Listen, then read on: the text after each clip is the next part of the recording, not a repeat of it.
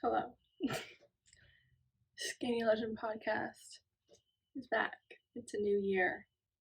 I have new bangs. I am more or less the same. My name is Anna. I'm 27.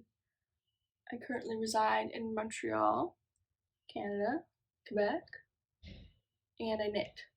I do some other stuff too, but mostly I knit. Well, I haven't been knitting a lot recently, but we'll get into that. This is my podcast where I talk about what I want to talk about, which is normally knitting. As a classic to start, I am wearing my camisole number 5 by My Favorite Things Knitwear because it is hot as hell in this apartment building, even though it is like negative 10 degrees outside. I am sweating inside. I don't set the heat, the building does. And they are not very environmentally conscious, are they? So that's why I'm in this. But I haven't worn it in a bit, and it's cute. I dig. I asked on Instagram, and everyone said that the booby painting would be fine. So it has made an appearance today. This is normally my craft room, but we've been having people stay with us over New Year's and yada yada, so it's kind of just turned into the shit room, and it's full of crap, but hopefully I've framed most of it out. To begin today, I have a little bit of a rant. If you're only here for knitting, I always put the little chapters in the description box so you can skip ahead. But if you're not just here for the knitting and you're here for the ranting, I need to talk to you about my recent experiences with the foot fetish community and the subsequent break I have taken from the internet. Realistically, it probably doesn't seem like I took a break, but I have been. I'm just not into it anymore, really. But I was down to talk about it in a podcast, so here we are. Basically, before Christmas, I was doing those happy sad socks. I'd been posting them on my story. And at one point, I finished the sock, so I put it on my foot and took a photo of it and put it on my story. And I got a DM reply saying, "You have nice arches." And the little alarm bell went off in my head being like, that's kind of weird, that had nothing to do with my socks. And like, this person, I think, was following me and had like liked and commented on some of my other stories. But things that would have been normal if you were just into knitting socks, you know, like liking sock knitting stories or things to do with that. So I thought it was fine. But the arches comment fucking threw me off. Spoiler alert, I swear in this podcast. Deal with it. So I go and creep this person's profile, as one does, and everything they've ever posted is like weird dirty socks, and everything's tagged with like sock fetish, foot fetish tags, and there's like this one super creepy video where like one of their feet is like subjectively rubbing on the other one of their feet, and I freaked out and instantly blocked them. In hindsight, sometimes I'm like, should I have continued with this and maybe sold foot pics? Because I always thought that I'm like, yeah, you know, I'd be down to sell foot pics.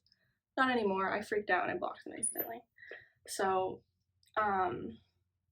we'll see. If this happens again, maybe I will try and pursue a foot pic lifestyle, because maybe that'd be fun. I can chronicle it in the podcast, but maybe it'll never happen again.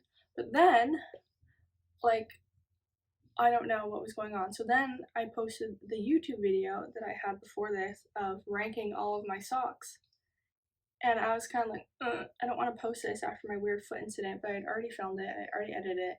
I was like, fine, it's going out there, like, I like the video. And then, I don't know how much you know, but like, you can look in your like YouTube analytics and see what people search to find your podcast. And normally mine are like knitting socks or knitting podcast, normal things. And this time, when I go into my like YouTube analytics section, like for that video, it's all foot fetish. People looking up foot fetish and then finding my video. So A, why is YouTube recommending my videos when people search foot fetish? B, like Instagram and YouTube aren't even owned by the same people, so why am I suddenly getting this influx of like foot fetish people? And C, I don't know, what have I done? I guess I post my feet online. Anyway, I'm not posting my feet online anymore, at least not for a while. So the socks, I'm going to continue to knit socks. I love knitting socks. But the socks will be only shown on sock blockers or just like hanging limply in the air. So to kick us off, I guess, welcome back to anyone who left for the rant section, but we're into finished objects. So my first finished object are my Advent socks. Here they are. See, not on the feet. They will not be on the feet. They're just here. And these were super fun. I'm pretty sure I talked about them in my last podcast, but basically you knit like a little section of this every day up till Christmas. The first 12 days are one sock, the second 12 days are another sock. It's a free pattern on Ravelry. This was the 2020 sock pattern. I can't remember this person's name, but obviously I'd link it all. They have other advents for every year, but some of them are paid and some of them are less cute. This one I really liked, the cute little buildings. So also my favorite part are these shop windows with the little wreaths that I embroidered on, and also little baubles that go into the trees. I just think they're super cute. This one, actually can't tell too much, but like I ran out of the background color just before the beginning of this branch, but I feel like you can't really tell, so that's nice. But these were great, 10 out of 10. I just used like a bunch of scraps, obviously, for this great scrap buster project. I'm thinking of maybe embroidering on the toes like 2022 or something, so I can, like, not that I would forget, but maybe I would, so that I remember that these ones I did in 2022, and then maybe I will continue to knit a pair of Advent socks every year. I think that could be kind of fun. But yeah, I had a really fun time doing this. It definitely, at first I thought it was gonna be, oh, no big deal, you know, I knit every day anyway, like I'll easily be able to like knit a little section every day, but it was kind of hard. So I actually chronicled the whole thing on my Instagram. Like I have a story highlight showing every single day, and there was a couple of days that I knit 2 in one day and then just spread it out over 2 days to make it look like I knit them every day. And now you know, and I know, but otherwise, but who cares? Like, anyway, they're super cute. I wore them all Christmas long. I will continue to wear them. Yes. So, first finished objects, my Advent socks. And then, likewise with the sock stuff, my other finished object kind of is one chicken sock. These are by Stone Knits from her Charming Colorworks sock book. I want to say it's called Eggs for Easter. I'm pretty sure it's called Eggs for Easter. This is a shorty sock, which I've never actually knit, a little short sock. I could have knit it longer, but I kind of felt like doing it short. This is knit with the leftover drops Nord from the socks I knit my dad for Christmas. And classic me, like, I'm gonna have to knit the second one in a different color because I am completely out basically this blue now. But these little chicken patterns were super fun, and then there's like a very slight like broken rib stitch on the top of the toe. Then you have this cute little eggy toe. Now, the chickens are supposed to be white, but I did them in this fun little like taupey tweed color, which kind of messes up the egg white on the toe. And I really debated if I should have just done the toe in white, but I decided to keep it with the chicken color. I know how I feel about that and if I like that I did that, but it's what was done, and now it is done. And I don't know, I do think it's cute. Does it read egg? Maybe not, but I think it's cute. So this was a joy. I love all of Charlotte Stone's knitting patterns. They're all like 10 out of 10. And I am excited to knit the next one of these. I can wear them, although kind of stupid for me to knit a shorty sock, if we're being honest. I guess they'd be good for like fall, spring, but it's too cold outside to have this much of my ankles exposed, my leg exposed, especially because I wear crop pants, in case you're wondering. But whatever, I wanted to do a short one, and so I did.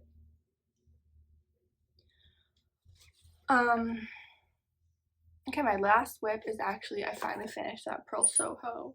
Oh my god, this chair is so squeaky, I'm sorry.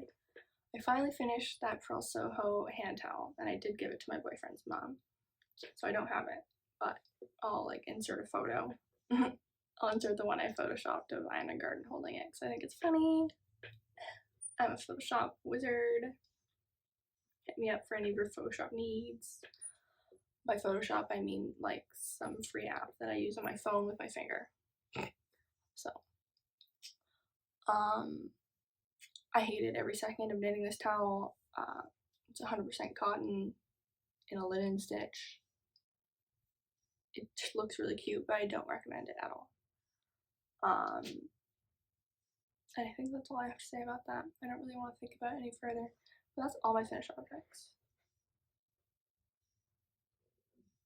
So, the reason I have no finished objects is I have gotten back, I didn't bring enough knitting home for Christmas. So, I had like a week or two where I was kind of just, anyways, I wasn't knitting much, so that's why. And also, two, is I started playing Stardew Valley again. Incredible game. Sucks all my time though. Like, I can sit and play Stardew Valley for hours until my eyeballs hurt. And now I've got my boyfriend to play with me. So we play it together, which is kind of good because it means I'm not just spending all day playing it while he's working. But it's very fun, and we play it together, and it's very cute. And it consumes all of my brain, all of my mind, and obviously you can't knit while playing Stardew Valley. So sadly the knitting's taken a hit, but I'm thinking that we'll even out a little bit more soon. Boyfriend's back working now, so we can't play all day anymore, and I have some good time to knit, so hopefully we'll ramp the knitting back up, because I got some plans that we'll discuss momentarily. So I really only have one whip right now, which is crazy. Oh, at the beginning did I say whips? I meant finished objects. I don't remember. I guess I'll find out when I edit. Anyway, the only thing I'm working on right now is my Ranunculus. My hot pink cashmere Ranunculus. How ridiculous. But she's got one sleeve, which I fucked up. Like, if you know the pattern, there's this like short row diagonal cuff line that could be cute, but like I did it in the wrong spot or something. I don't know, I have to undo it. I did it really late at night, and I think maybe I followed the instructions for the left arm when I should have been doing the right arm, but like the diagonal line is not in the right spot, so I have this like weird poof in the wrong spot when I wear it. So whatever, I'll have to undo that, and I'll deal with that later. I wasn't in the mood after I finished doing an I-cord bind off and realized that it was wrong. I was like, okay, we'll deal with this later because I can't handle it right now. So for now, I've just moved on to the second sleeve. I'm going to finish the second sleeve, and then with whatever's left, I'm going to extend the body ribbing. It looks super cropped right now, but actually when I wear it, it's not that cropped. It's almost a fine length like this, but I think I will extend it because this is going to be warm, and I should stop knitting my like super warm sweaters cropped because that's ridiculous, because I'm wearing this hot ass sweater and then like half my tummy is exposed. Make it make sense? It doesn't make sense, so I'm gonna have to start knitting my things longer, which sucks because I get super impatient in the body, and that's kind of why everything ends up cropped, because I'm like, I'm tired of knitting this, I'm just gonna finish it to make crop sweater. So I need to at least do some like mid-length ones, you know, ones that at least reach my pants. But that's the plan. My friend at Instagram, Geo, is also knitting a pink ranunculus, so that's kind of cute. We're buddy knitting this. And yeah, this is made from, it's by Midori Hirose, Ranunculus. I feel like everyone knows it. It's a cult classic. I'm knitting it with unraveled, recycled, upcycled cashmere from a sweater I found at a thrift store, and it's just cute. It's actually a really fun color, like the hot pink I think is kind of a vibe on me. Never really owned anything in this color, but yeah, I've been like stuck on Sleeve Island forever. Like I swear this one sleeve took me longer than the entire yoke and body section did, so I'm just trying to force my way through the sleeve. I just started the second sleeve today and I kind of forced my way through. I know we got here like 10 centimeters maybe. So a long way to go, but at least it's moving. Because I do want to finish this because I want to start wearing it because it is starting to get cold. And that's legitimately the only thing that I'm currently working on, which is kind of sad. But I got plans that I do want to discuss. Checking the notes. Okay.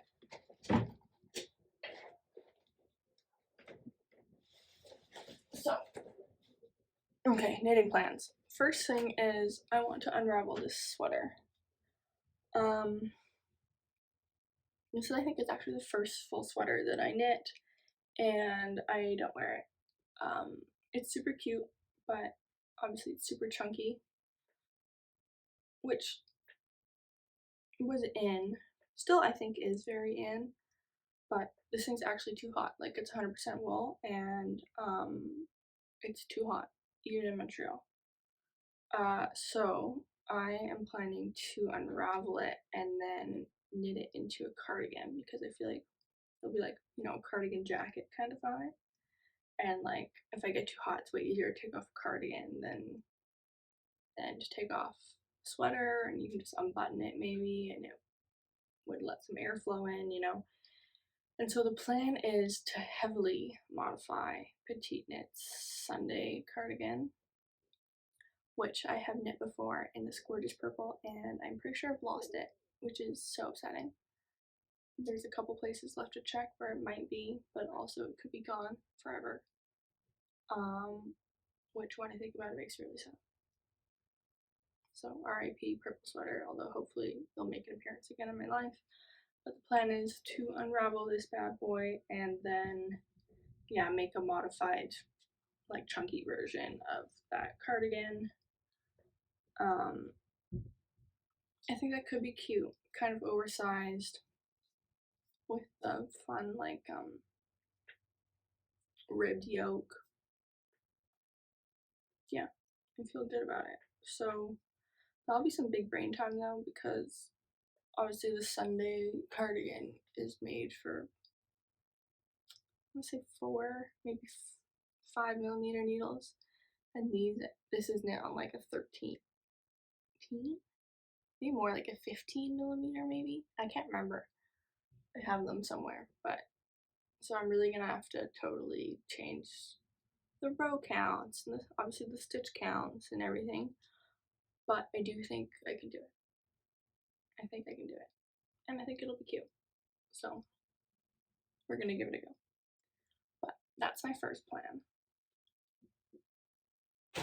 Next, if you recall from my last podcast, I got another sweater to unravel.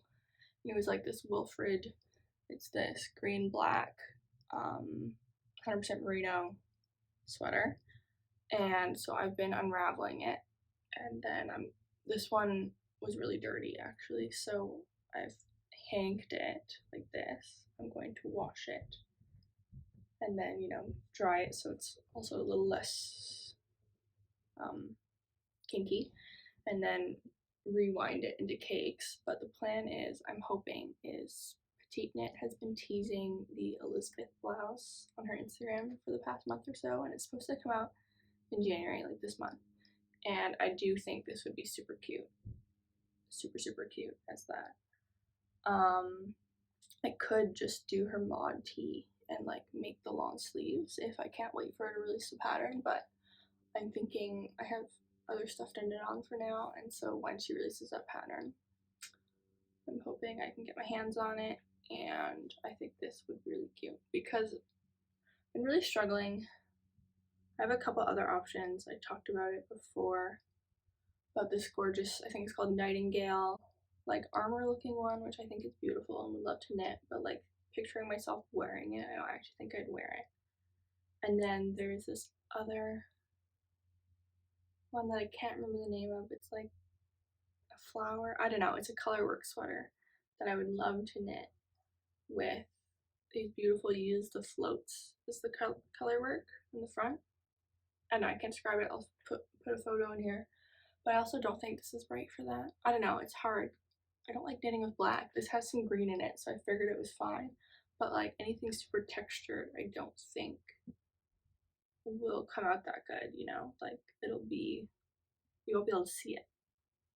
Like I don't want to waste my time knitting gorgeous cables and texture work with this and not be able to see it, which is why I also think because Petite Knit has been posting that her Elizabeth blouse in like a navy.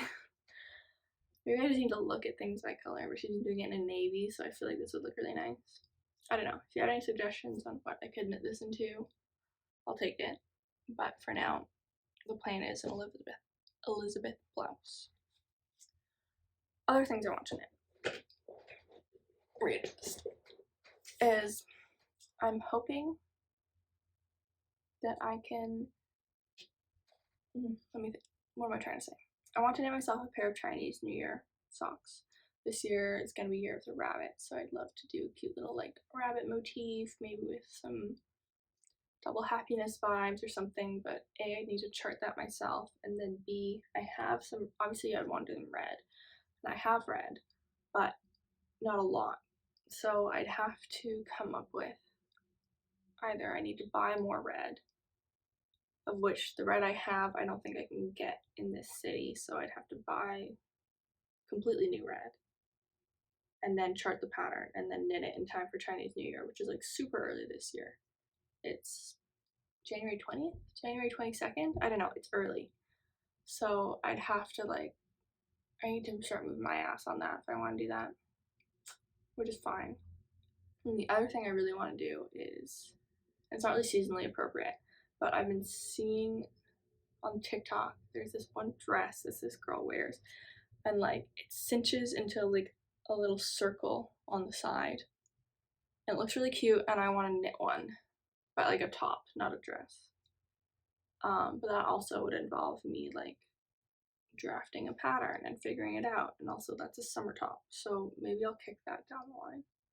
Maybe I can insert it. It's really hard to find you know, clothes that you see online. I struggle finding them like on Google. Like I Google it and it doesn't pop up. Anyways, but I'll try and find it and you can kind of see the vibe. Like I don't like the print. This is not my style at all, the dress, but the actual like, I want to do like a one shoulder like circle cut out here that's like ruched and tied with a little string. That'd be cute. So I feel like I say these knitting plans and rarely do I do them, but maybe I will this time.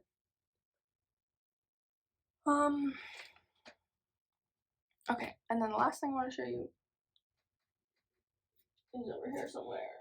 Yes, give me a moment. Okay, a while ago I talked about stitch markers and how I wanted to make stitch markers when I went home for Christmas, and I did it. Sierra, you're the only one that took me up on the free stitch marker. So anyone else who's watching this, you really missed out, because I would have made you a free stitch marker if you had finished my video and messaged me saying send me a free stitch marker. So I would have done it. Sierra, yours are in the mail.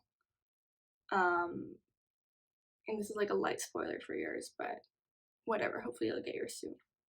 But I have seen stitch markers all over, and to me they look really, they're like easy to make. You just throw a bead on a safety pin and it's good to go.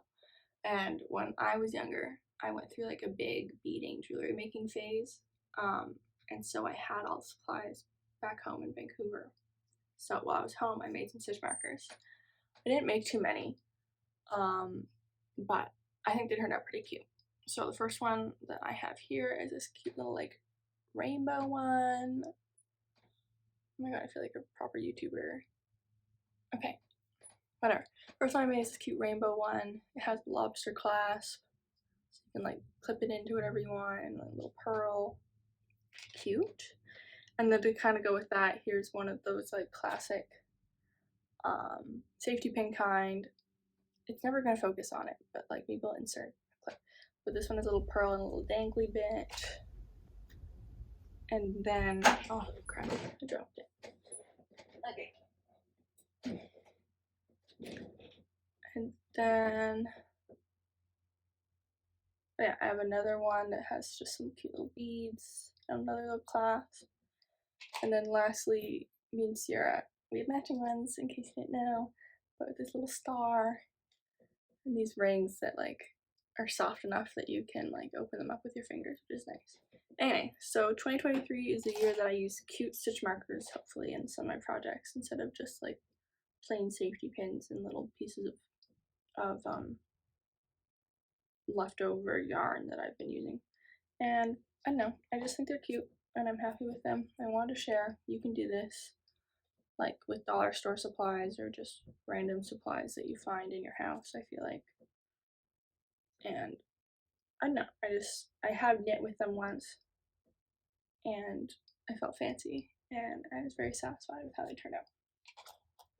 So that's that I want to share. Maybe I'll start selling stitch markers, probably not. I would love to start selling my nugget candles, but I don't really know how. Do I just put them on Etsy? Would people buy them? I don't know. I think it'd be kind of fun. But I think that's it. Thank you for joining me for this Skeiny Legend Knitting Podcast. I guess I'll keep doing them. I'm enjoying it. And we'll see how it goes. Hopefully like the foot fetish stuff dies down a bit because it kind of creeped me out. And whatever. I also kind of just like don't like posting on Instagram anymore. I feel like I go through big waves with Instagram, and right now we're in a downturn, but maybe we'll pick back up. But for now, YouTube, I guess, is the place to be, even though YouTube's dying, so I don't know. Like and subscribe. Please leave me a comment. I feel like I solicited some comments earlier in the video, so respond to the questions I asked. I don't remember any of them, but respond to them. And I will talk at you later.